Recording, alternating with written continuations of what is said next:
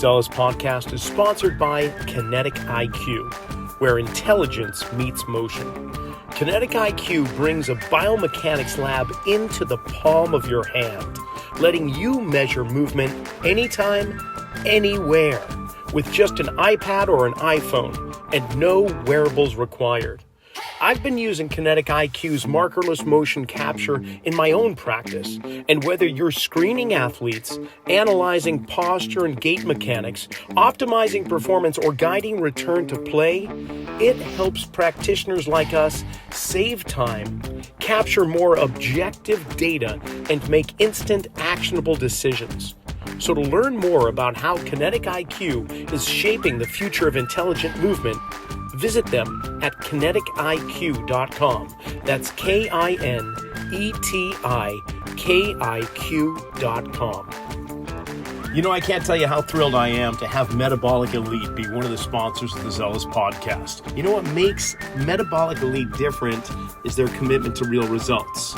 I've seen a lot of supplements and performance enhancement things over the years, but they pair clinical experience with innovation, like Lipitab, their proprietary solid-state liposomal delivery system. It's a chewable format which enhances absorption, like nutrients like BPC 157 and synapses.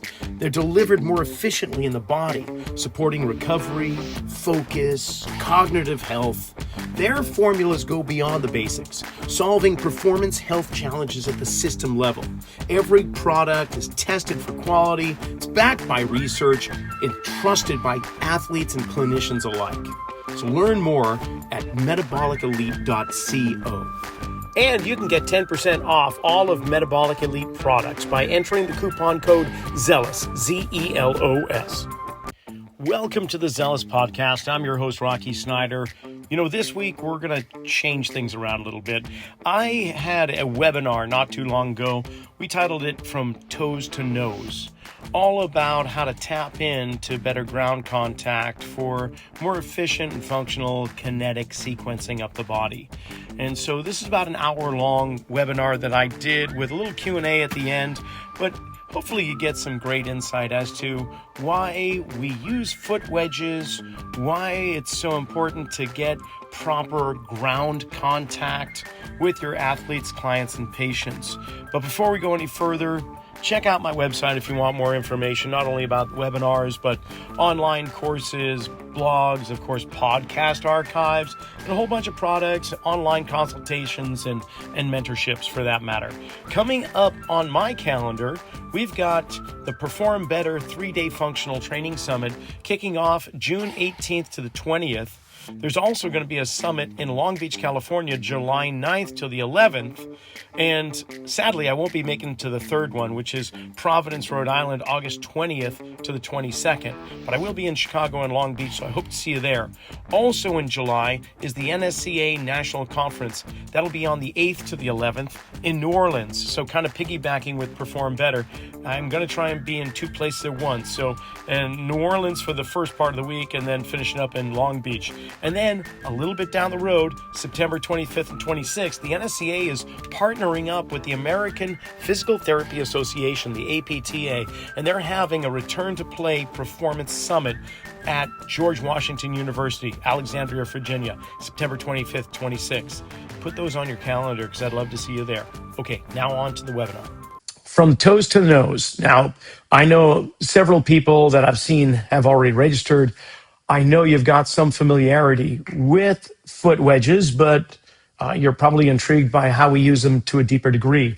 This is going to be a general overview as to why we use wedges, and I'll explain how you can get more information as time goes by, whether it's through my online courses or conferences that I'll be having. So let's get into the plan for today. We're going to be understanding first a little bit of foot anatomy, foot structure, and the role the foot plays basically in movement and support. We'll get an understanding of the wedge placements and where we might consider putting wedges underneath the feet. Obviously, the most common place right now is the heels, getting some elevation on the heels when performing certain movements. But there's actually several places in which we can apply wedges for various outcomes. We'll explore how we use the wedges in the weight room, but also in a bit of a rehab protocol, rehab setting. And we'll also gain a little bit of insight as to how affecting the foot can create less restriction further up the chain.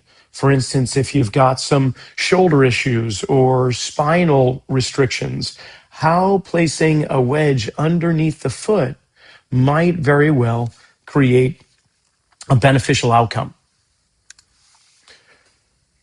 So let's break up the foot. We've got 26 bones, and where the bones come together, the space we typically call a joint or articulation. So when you add up all those spaces in between the bones, 26 bones, 33 joints. Now, there are two other little bones called sesamoids at the base of the big toe, at the end of the first metatarsal head. So if I guess we include those, there'll be 28 bones. But regardless, there's a lot of bones in the feet and even more joints. To make it a little bit more simplified, we're going to break it up into three distinct regions: the rear foot, the forefoot, or sometimes called the midfoot, and the toes themselves.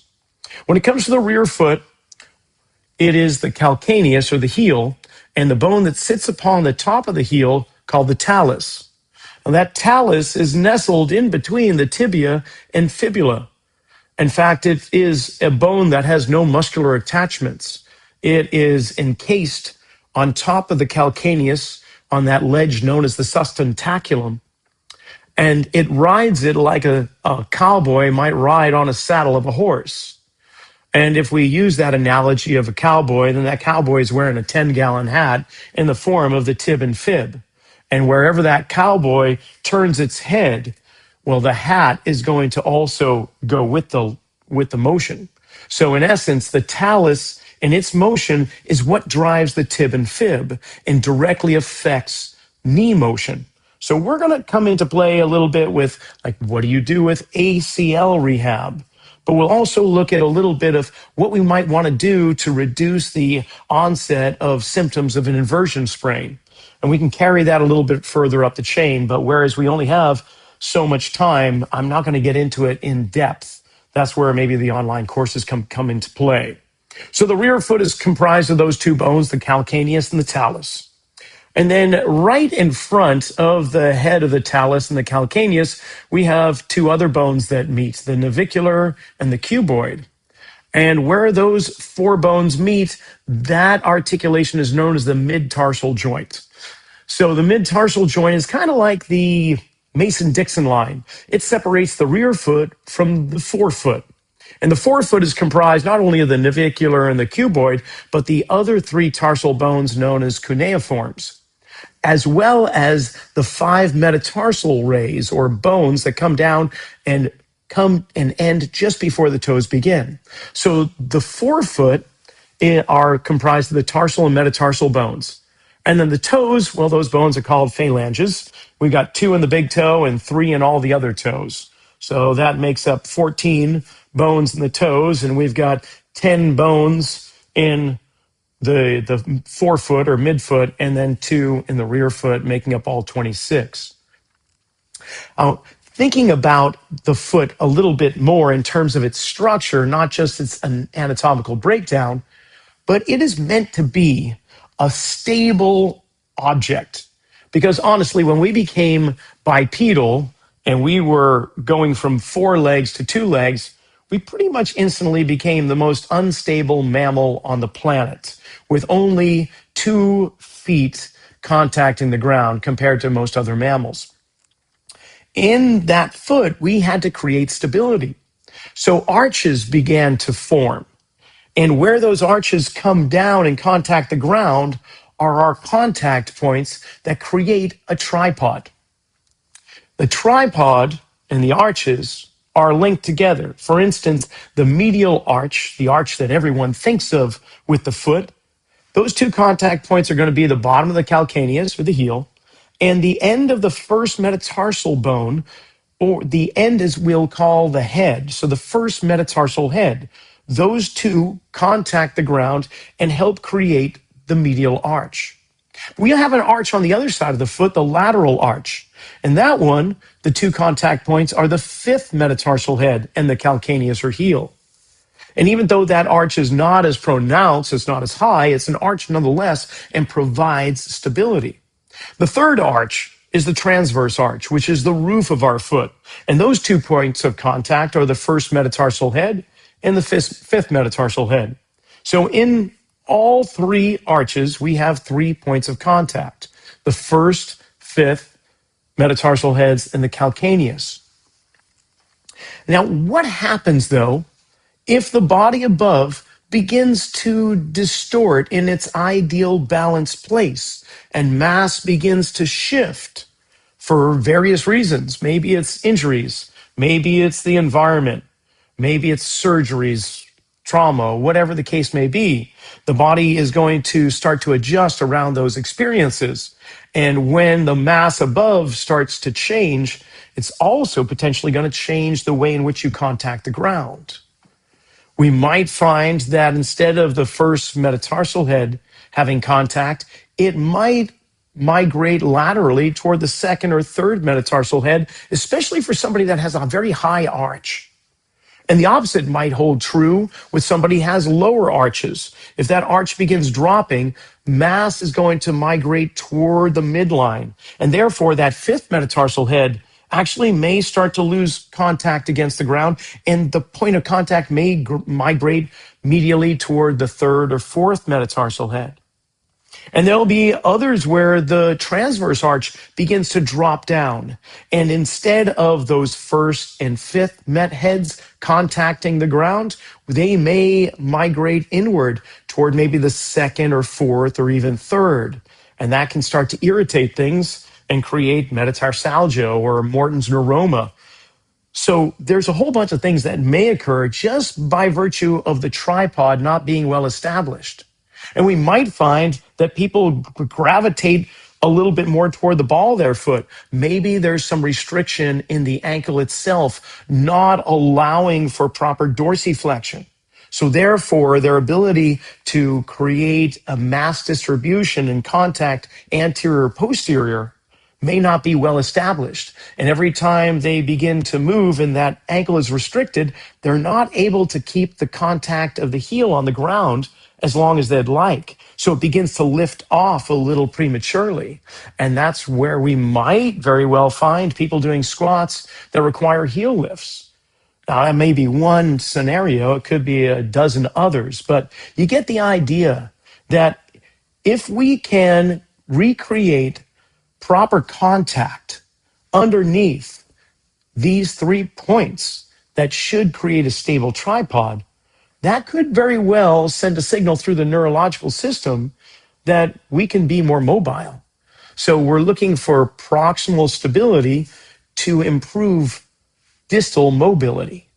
And that's the other way in which we might use wedges. There's 3 primary ways.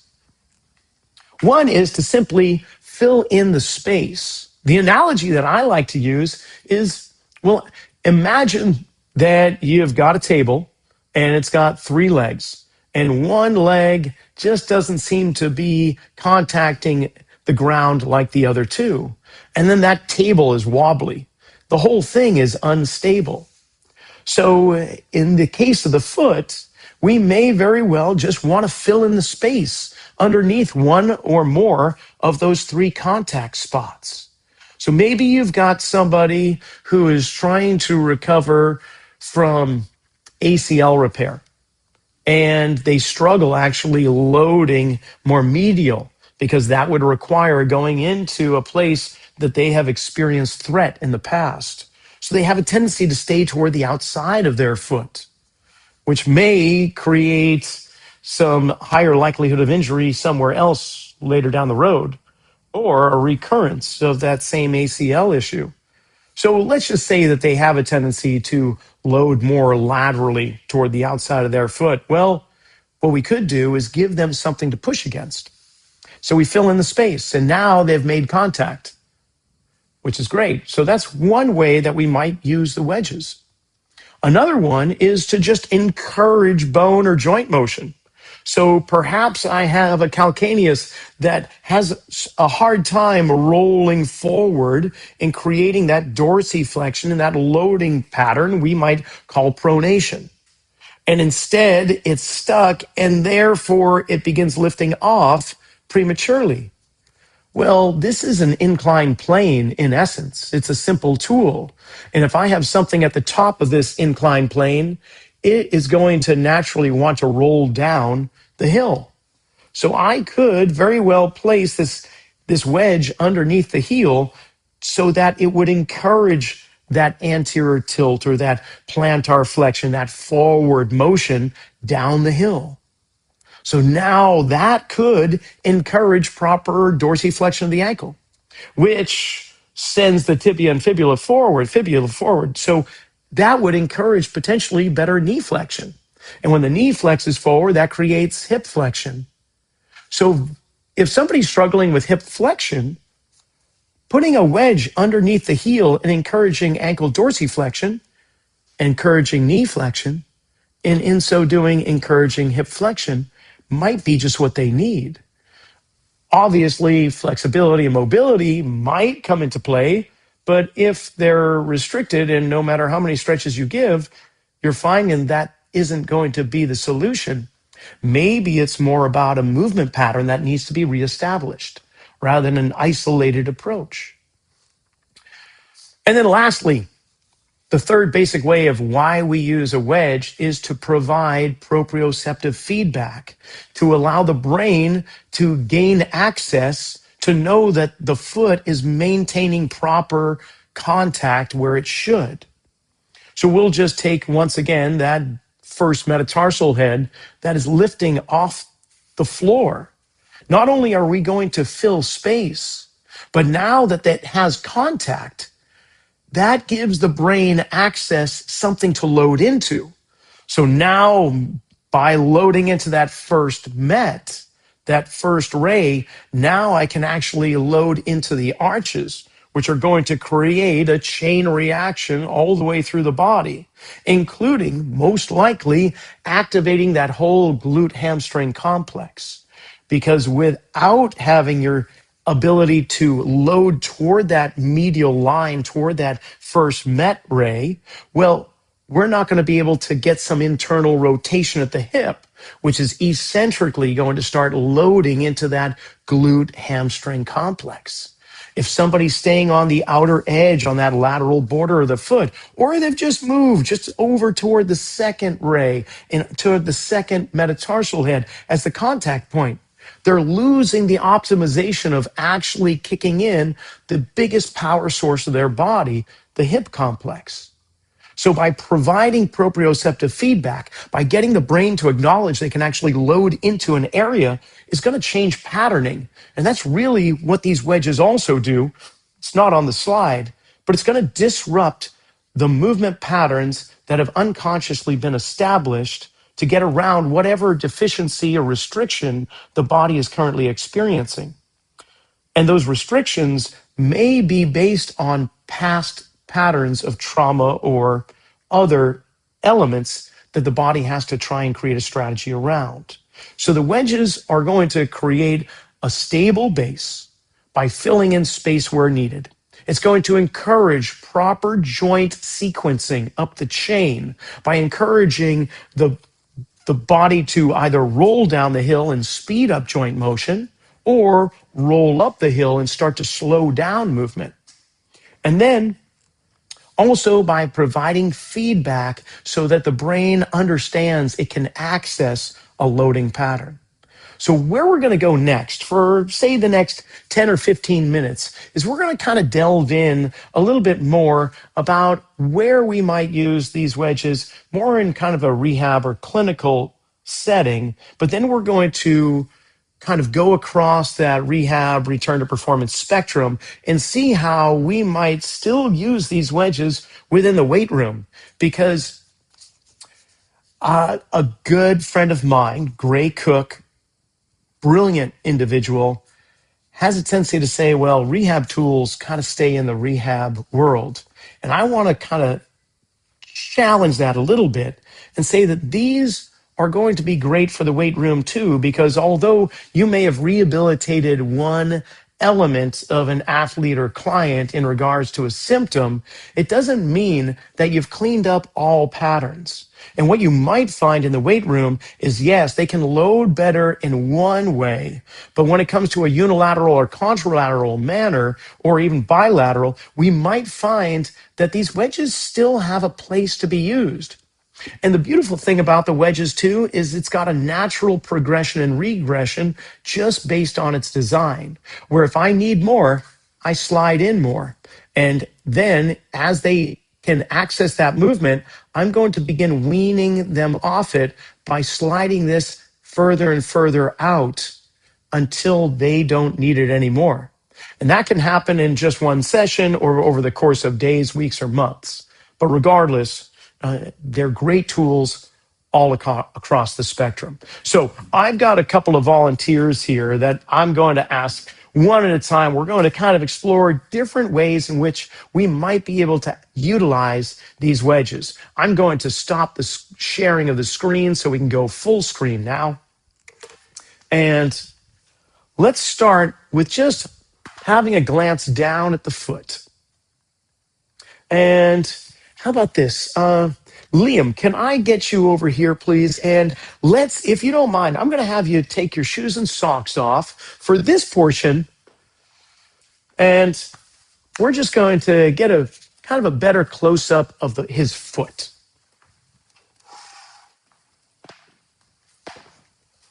All right. How about standing right about here? And we're going to face the camera if you turn your body. That's great. Okay. Now, hopefully you can kind of see this on your screen, and we're just going to get a sense of Liam's feet and how they're contacting the ground. Now, if you notice, this right ankle has a tendency to roll toward the medial arch or roll medially. So that's going to give us a little bit of extra eversion on that heel of rolling inward. It's also going to encourage the medial arch to begin lowering more than the neutral stance, ideally where it should be. And it may create a whole cascading effect up there. So one thing I could do is we can just start to create a loading pattern with Liam's foot and ankle and then kind of follow it up the chain to see if we can't get a little bit better reaction from the soft tissue response. But before we go forth with that, I'm going to ask Liam a couple questions here. And when you're standing here, Liam, do you feel like you've got more weight on one foot than the other? A little on the left foot. So that kind of makes sense. If I've got this right foot that is, unfortunately, this is my left foot, but if I've got a foot that has a tendency to draw medially, dropping those arches, what's really happening also is the mass of the body is being encouraged away from that foot toward the opposite side. So that makes sense that he might feel a little bit more on his right leg. Now, take that into your athletes, whether they're on a soccer pitch, a basketball court, or wherever. If I've got an athlete who is just subtly a little bit more loaded over one leg than the other, how is that going to affect their overall performance? And will that increase the likelihood of non-contact injuries? Studies are going to come back and say those asymmetries, the greater the asymmetries, the more compromised the integrity is. So if nothing else, can we get his nervous system to access a little bit more trust, a little bit more loading into this left leg? Any history of left ankle sprains? No, I haven't had left ankle sprains, but my knee on the left side. Problems on my patella tendon right here. All right. So he's got some patellar issues with his left knee. Could it be related to how he's shifting his mass? Not sure. But tell you what, let's see if we can load his left leg and see what the effect is. So we're going to have you take your right leg. We're going to have you take your right leg, and we're going to try and load the right leg more. Take that back, not the left. But we're going to try and get him to offload the left a little bit and load onto the right. So bring your right foot forward once more. And great. And all I want to see him do, actually, let's walk you back so we can see it on the screen. A couple steps back. Beautiful. Now take that forward. Excellent. Yeah, there we go. And I just want you to bend this knee gently and bring your weight onto it. Good, right to there. So it's going to be like a partial lunge. And then just go on back. And so what I'm looking for is what's happening at his foot. And just keep on going slowly forward and back. Where does the knee want to go as it comes forward? Back and forth. So what I see, this is where we get into some of the other online courses that we explore foot wedges and gait mechanics, and we go in deep, but this is going to be just a surface kind of glance. What I notice is his knee is driving directly forward, like toward the second or third toe. Where it should be going is internally rotating as that heel rolls inward, the arches drop. We should have some internal rotation. That mid-patellar is going to be heading toward the big toe. So what's happening is there's a little bit of missequencing here. So we're just going to kind of give him things to contact. I'm going to put a little wedge underneath the first med head, just to give him something now to push against. Now let's see what happens when his knee goes forward. Great. And then go on back. Excellent. Does that feel okay? Yeah, it feels great. Feels great. Okay. More stable, less stable? Definitely more stable. More stable. Beautiful. All right. I should point out, I have not paid him anything whatsoever. We just met recently. Anyway, I filled in the space. He was sending his knee forward, which wouldn't allow for more pressure on that first med head. So I slid that in, and now I've given him something to push against. So when he comes forward and back, that knee is actually going to travel just a little bit more medially, and he'll be able to load into that. Now keep on going if you don't mind. Great. And then back and forth. I could also encourage that forward motion by putting a wedge underneath the outside of his heel and having him roll into that. Oh, yeah, he just said. Okay, is that better? Yeah, it feels a lot better. A lot better. Great. So now, if nothing else, we're accessing the neuromuscular system. We're getting the joints to respond in a more efficient manner. There's a smile to his face, which is obviously one of those little kind of feedbacks that I'm looking for. Is there kind of, honestly, is there a little emotional shift and change with how they're feeling? Is he feeling more confident on this leg? Cool. All right. And then just after that, just standing side by side, I'm curious, you've only done that for a minute, but where do you feel the pressure down in your feet? Is it still heavily on your right leg? It's a little more balanced. I still feel it a little bit more balanced. Sure. I wouldn't expect a huge change, but there's been a little bit of a shift. Now, let's take that left leg and let's explore that for a second, if you don't mind. We'll have you bring your left foot forward with your right foot back. And let's walk you back a little bit so we can see your feet in the screen. There you go. And you're just going to let that left knee come forward. And let me know how that feels on the left knee, first of all. Okay. At the bottom, I feel a little stretch right here. This is the patellar tendon that's injured. Yeah. It doesn't feel horrible, but it's okay. Perfect. So I'm looking down at his feet. And not only looking up at the chain, but I'm curious as to where is he putting a lot of the pressure. And where I see the pressure is he's kind of pushing in at the ends of his toes. And when you push down into the toes, you actually lift the met heads off the ground. So he's actually shifting his tripod off of the met heads and onto the ends of his toes. Do you feel how that is? Yeah, I do. Okay. My heel's lifting off a little bit. And the heel is losing contact. So let's just throw all three wedges at him. The wider wedge I typically keep for the first met head. One of the other smaller wedges, we're going to put it back behind the heel and slightly to the outside to encourage him to actually internally rotate and send it toward the first met head. But I'm also going to put one underneath his fifth met head. So now I want to see what that feels like as you come forward. Oh, yeah. A lot more stable, especially on the heel. A lot more stable. So we've created better stability. And how does the knee feel? Knee feels, I didn't even notice. It doesn't even hurt. Doesn't even notice. It doesn't even hurt. Again, not paid. He's not a paid volunteer. How wild is that? So he's been suffering from some patellar tendonitis for a little while now. Oh, years. Cool, even better. And we get him to get the 3 points of contact reestablished as he's loading onto it, and he doesn't even feel his knee. So that's a good starting point. I might want to just explore what that's like. And if he's in the gym setting, could I use these to further enhance his loading patterns? Because I know he's going to go to the gym and he's going to do all his leg exercises. But if he's not getting them to be properly in contact with the ground, then how can I expect anything to change? So over time, I'm going to work on a few things. I'm going to hunt down why that's occurring.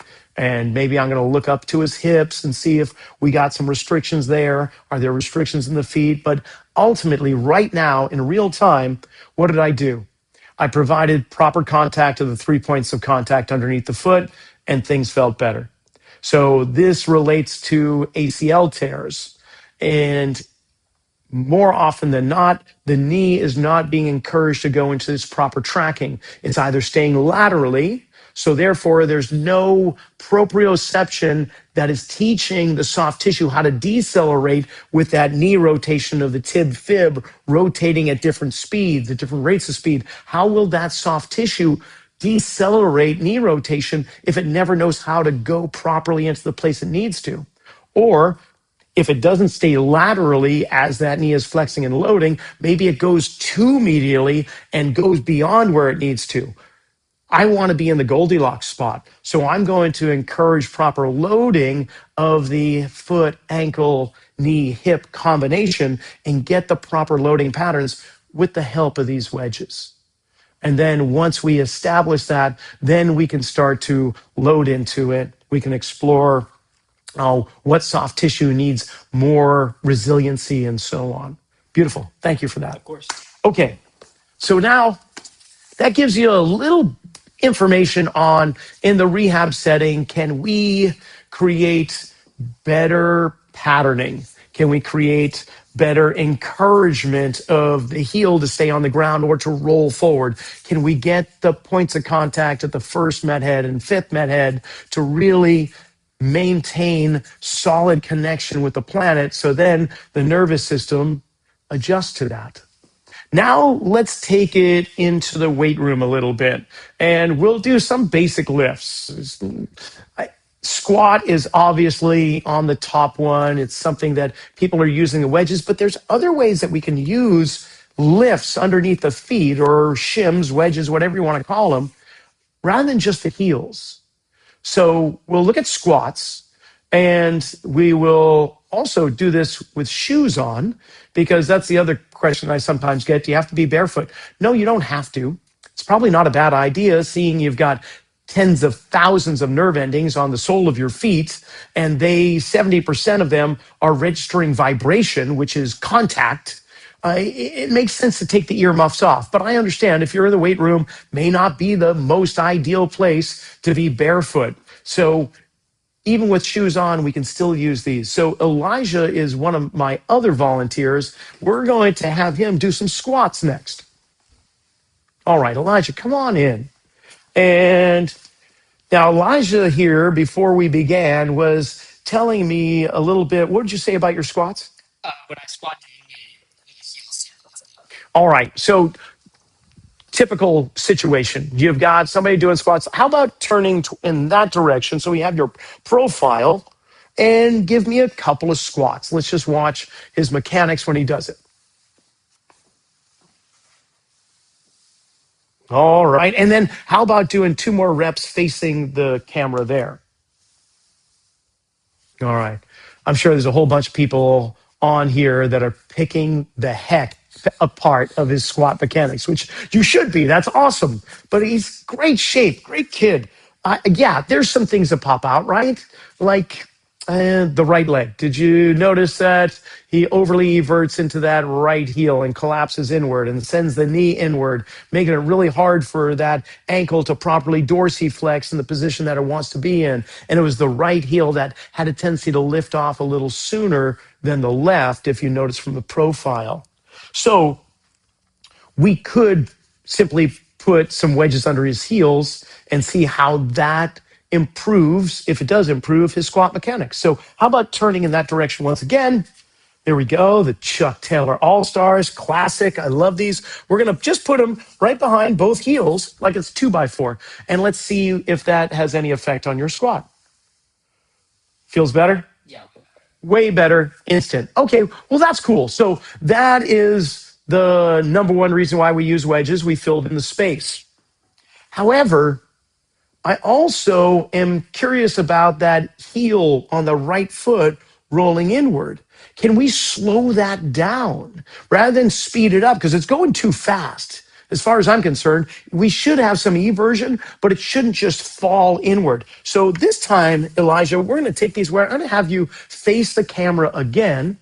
Great. And now rather than putting the wedges straight in from behind the heel, I'm going to put this one on the inside edge of that heel, and I'll do both. Let's just see what that squat is like.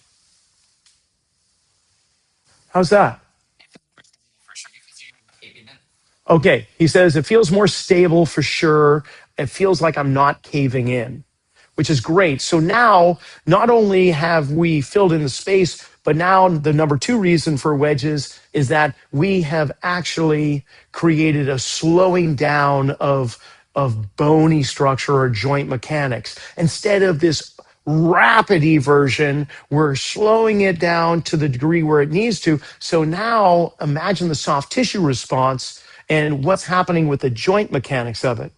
What we could also do perhaps is rather than put those there, I might leave that one there, but let's take the other wedge and I'm going to put it underneath the first met heads here on both feet with the smaller wedge still kind of medial posterior corner of his right heel. Let's see what that's like.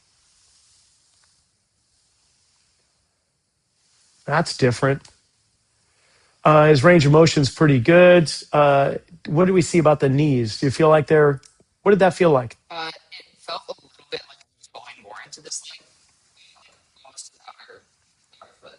Oh, so instead of loading medially because of that over eversion that he's been typically having and that valgus knee happening there, now he's actually able to access more loading, more lateral, which hasn't been happening. So this is a nice disruption. Maybe we'll feed into this by virtue of just getting him to experience this. But you'll always see me asking, I'm going to place the wedges somewhere and then I want feedback. I'm not going to assume that just because I put them there, everything is correct now. I want to know this is not necessarily a hard fact science in the regards of where to place the wedges. They're going to be dependent upon the individual more than anything else for me. So beautiful. All right. We got the squats. How about split squats? Shall we try and look at the split squat? Yeah. Liam, would you mind bringing over that flat bench for me, please? Beautiful. Remember, if you got questions, just throw them in the Q&A, and we'll try and field them as much as we can in about 10 minutes. So I'm going to slide this back here, and you're going to be standing in front, and let's just set you up with the forward view of your split squat so people can see what it's like. And tell you what, let's set you up. Here's how I set people up is you're going to have a seat on the bench. You're going to extend your standing leg, your stance leg out in front of you. Okay, so that's basically where your heel should be. So go ahead and stand on up. And all right, so that's where the foot should be. Now you can bring that other foot back behind you. And great, so he chose his right foot. That's interesting. All right, and now let's just see you do your split squat.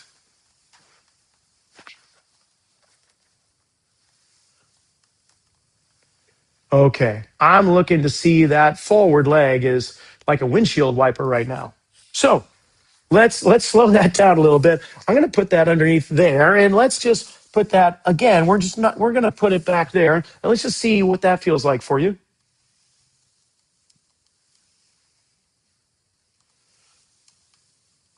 All right, I see that heel coming off. I'm going to give him a little bit more wedge. Better? Way better. Yeah. Way better. Cool. So imagine that before he was unstable, and most of you know what the outcome of an unstable surface trying to load on top it's going to be a really confused way of loading and probably not optimal. We're not going to be able to actually encourage the proper stabilizers to kick in, the proper prime movers to kick in. But now that we've got a more stable base, now he can really activate a lot more power out of his hip, a lot more lengthening out of that quad psoas, that extended hip behind him. Cool with that? Yeah. Okay. All right. So how about this, Liam? How's your deadlift, brother? Decent. Okay. How about grabbing that hex bar and we'll do RDLs? Yeah, please. All right. So we're gonna look at the hex bar. And let's do a couple reps facing the camera, and then we can turn in that direction so you can see your profile. With RDLs? Yes, sir. Forward first. Give me 2 or 3 reps.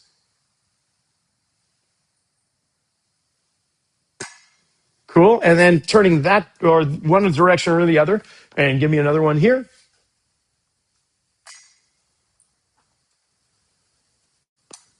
All right. How's that feel? Okay. Okay, cool. Just going to keep him here for the time being.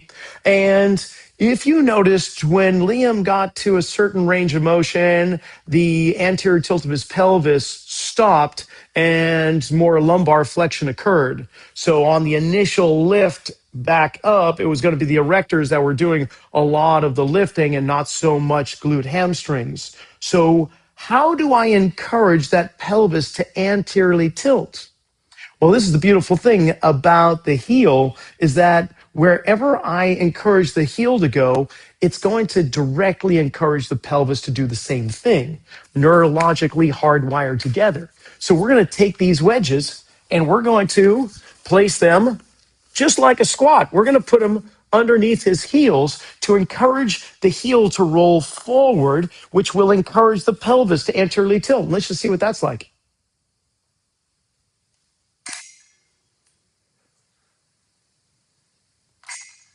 How's that feel? Felt good. All right. I always look for it feels good. Feels good is a good sign for me. Can you feel how you lengthen through the hamstrings and glutes a little bit more now? Hamstrings are getting lengthened and loaded now by encouraging that heel to roll in, which will encourage a little bit of knee flexion and ankle dorsiflexion and anterior tilt to the pelvis. Pretty cool. All right. There we go. Now, I could change this up. We're going to take these off your heels now. And what I could do, though, is I could see if maybe putting them somewhere in the forefoot might help also. So I'm going to just bring them to the outside edge of the fifth met head, just out of curiosity. It may not help. It may be different, but you might, well, just see what that's like. Go ahead and do a couple more. And you tell me which one's better. I feel this one more in my glutes almost, and then the other one I feel more in my hamstrings. Interesting. Well, then, we might want to just grab another wedge.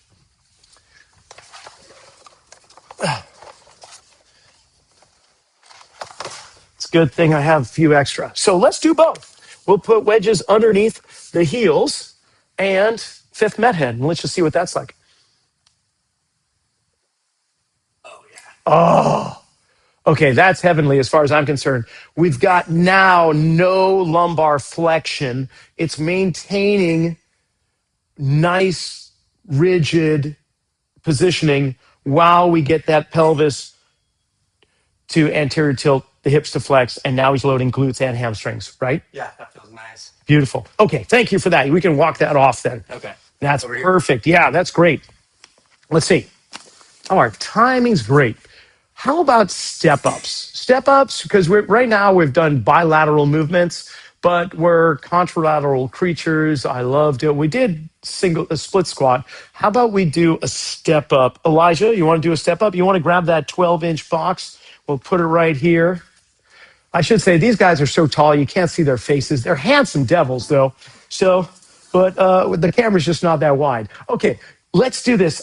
Whatever foot you want up there, you go ahead and place, and let's just watch your step mechanics and just go on up and come back down. Let's put your full foot on the box so the heel's on there too.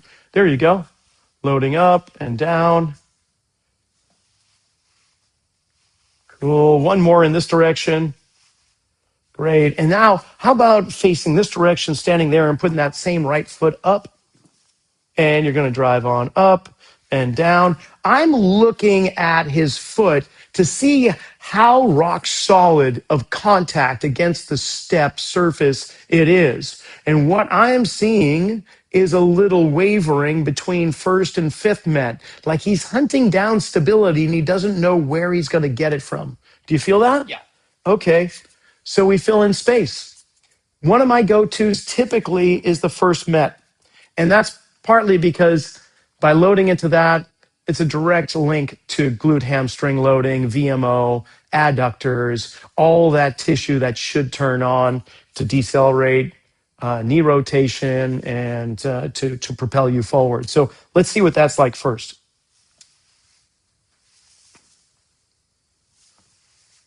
A bit more stable, would you say? Definitely more. Yeah, definitely. Okay. I'm just going to put another one on the outside of your heel just to see if we can encourage a little bit more motion toward that first met. Let's just see what that's like. Good. So if you had a barbell on your back and you're doing step ups, does this feel like a scenario that would be more preferred? Yeah, definitely. Okay, cool. So more stable environment, filling in the spaces, encouraging motion, getting that proprioceptive feedback of where he should be contacting the ground. Now, what I could do is I'm just going to wean him off this a little bit. I just slid it out like half an inch, and let's have you do a couple more reps. I'm just curious if we can get him off the wedges just right now. We'll see if just by this loading pattern of his system accessing these points, these tripod points, can we just move away from the wedge? Okay, just stay right there. Go ahead and do it again. Let's just see.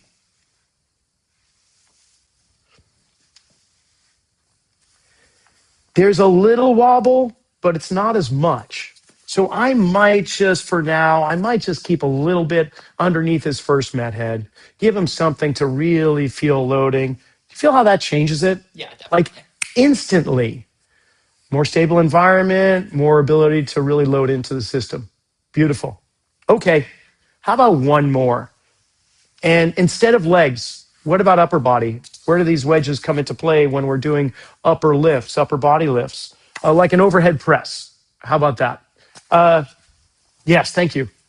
Liam, shoulders? Yeah. Okay. Before we started, I asked these guys, okay, I kind of screened them as to what's going on with their bodies and all that. And Liam was saying his left shoulder's kind of tweaky, external rotation really bugs him. Overhead lifts do not feel good. So we're going to tilt this up a little bit so we can see Liam fully there. And let's just get you to do, maybe take one step back so we can see your feet there. One more step. There we go. Perfect. Okay. So just give me 2 or 3 repetitions, an overhead press kind of. I told you these guys are studs, right? Handsome devils. All right. Left shoulder, how's that feel? Painful. Painful. Yeah. Okay, that does not feel good. Maybe just changing his stance around, that could help. So how about right leg forward? Let's just see if just by putting you into a stride stance, if that helps the left shoulder at all. Worse, better, no different? No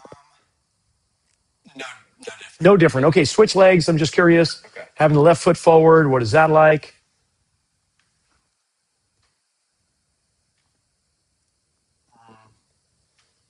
It's like very little different. Very little different. Okay, let's bring your feet side by side once again.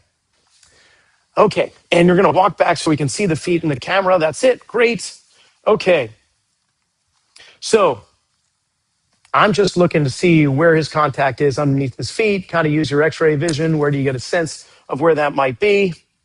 And I'm just going to put a wedge just on the underside of his first met head on his right foot. And let's just try those shoulder presses again.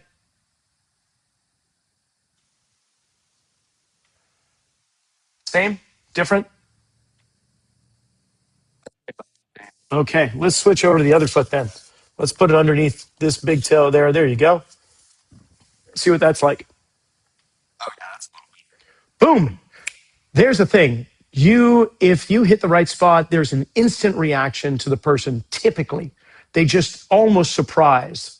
So there's still pain, but he's got less pain with that motion.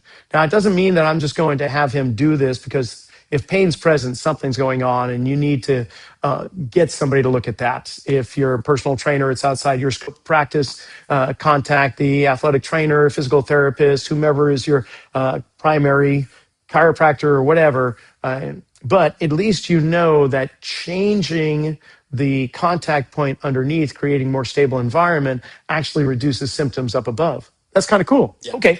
So with how about one last thing? We'll put those dumbbells off to the side and let's just try something different. How about if we were to show you how to affect restrictions up the body by using these wedges a little bit? So what is it like for you to just glide your hips slowly to the left and to the right? And just we're looking at how well can he load to the left, how well can he load to the right. And what I see is that Liam has no problem sending his hips to the left, but he struggles going right. Yeah. Can you feel that? Yes, absolutely. It feels like tight right here. Yeah. Okay, so if he's a runner or basketball player, tennis player, even worse, oh my gosh. Can you imagine not being able to get those hips over in this direction? Or golfer. Do you golf? I don't golf. Yeah, you would be a horrible golfer if you did. So let's do something about that. Let's just encourage by virtue of using these wedges. Now, remember, I had said that the heels and the pelvis are matched. They are basically what I do down at the heels will encourage movement up above. So if I want his pelvis to glide to his right, I'm going to point the wedges underneath his heels in that direction. So I'm going to put one on the inside of his right heel, and I'm going to put one on the outside of his left. Now, you might just use one, but I'm doing it for both, and let's just reassess. Left feels good. Okay. And woo! Oh, yeah. Okay, so now his right hip is adducting. That means his abductors are lengthening. Still feel something over there. Feels a little tight. Cool. So that's something we can look at. But now what's happening to the mechanoreceptors? What's happening to the fascial line, that lateral line? It's experiencing length and loading like it hasn't. So now disrupting the patterns.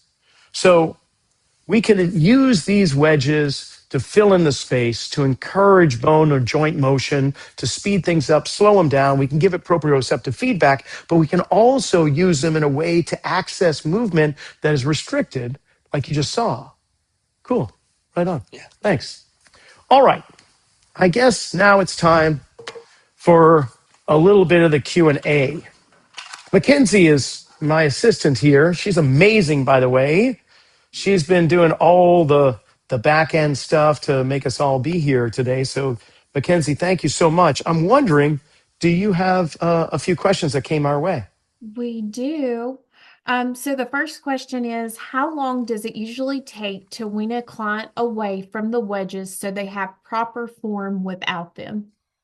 Beautiful. Great question. Well, we showed you with Elijah in terms of how little we needed it on the step up. We just needed him to access it. I still favored putting a little wedge in there, but now I know that I'm going to start to work on loading into his hips and what's going to be required to get into that action. Well, I'm going to look at what the tissue relationship is around the glute and hamstring. Are there some restrictions there? And are the restrictions because he doesn't want to load into it? Is it a strategy the unconscious mind is creating, or is there something else going on? But ultimately, I don't really want to use the wedges every single exercise, every single time. They're just there when I need them, when I notice them. And my hope is to get them to be without the wedges as soon as possible. So they are not like an orthotic. Most orthotics, the podiatrist will cast them and give them to the people, and then their knee pain will be alleviated because they've changed something in the foot, but they haven't necessarily addressed the underlying root cause of the problem.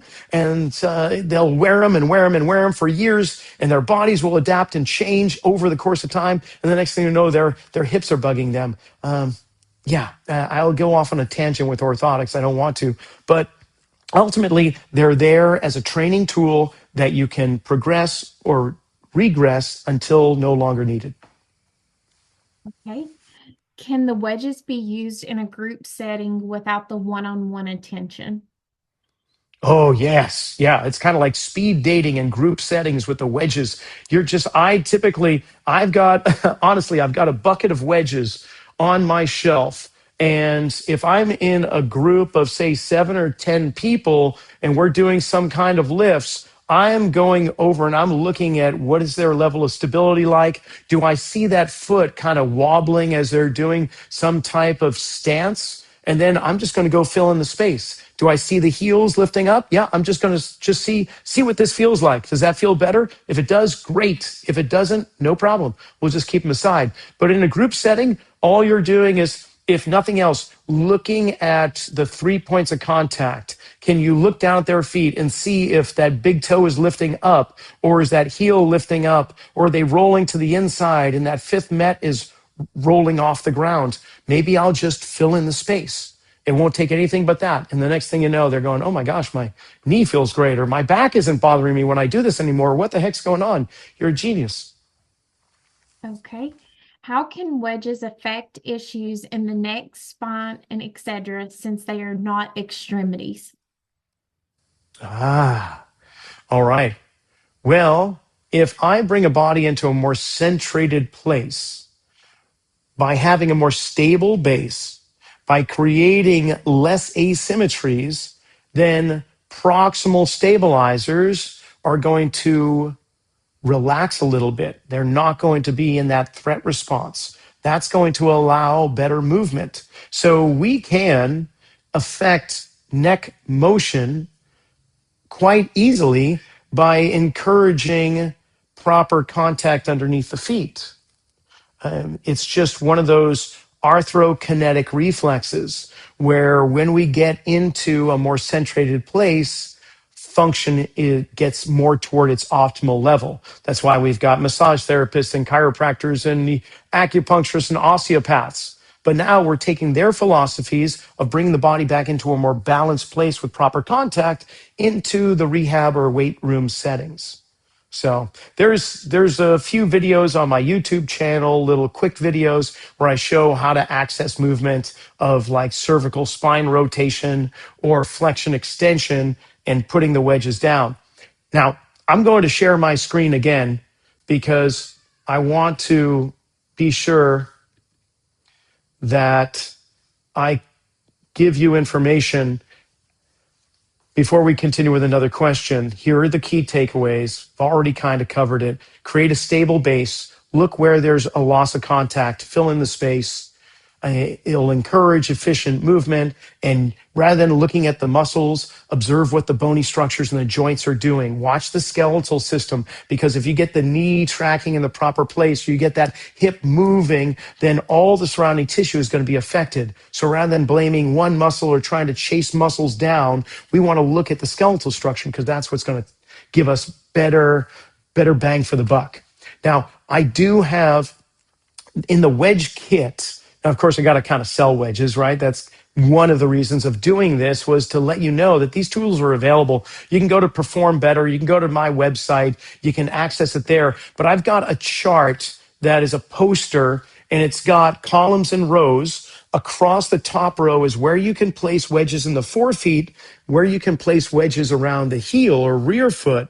And then on the left side, the first column gives you different joint actions like spinal flexion, spinal extension, lateral flexion or rotation, pelvic rotation, internal hip rotation, and so on.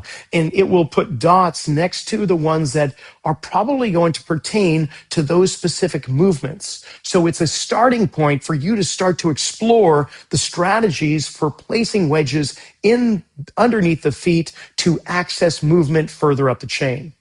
I also have a book that I wrote all about utilizing traditional exercises to bring the body back into better centration or alignment for optimal function, and that's called Return to Center. So got to put a shout out for that. And then we also are launching a new, if you're a foot geek kind of like me, we have a brand new online course that's just under an hour long. It's opened and closed chain foot mobilization. So the one thing we didn't do today was show you actually how to mobilize the 33 joints in the feet by use of these wedges. In our industry in strength conditioning, we focus so much on hip mobility, ankle mobility, shoulder mobility, mid back, that it's just wild to think that no one's really thinking about all the joints in the feet.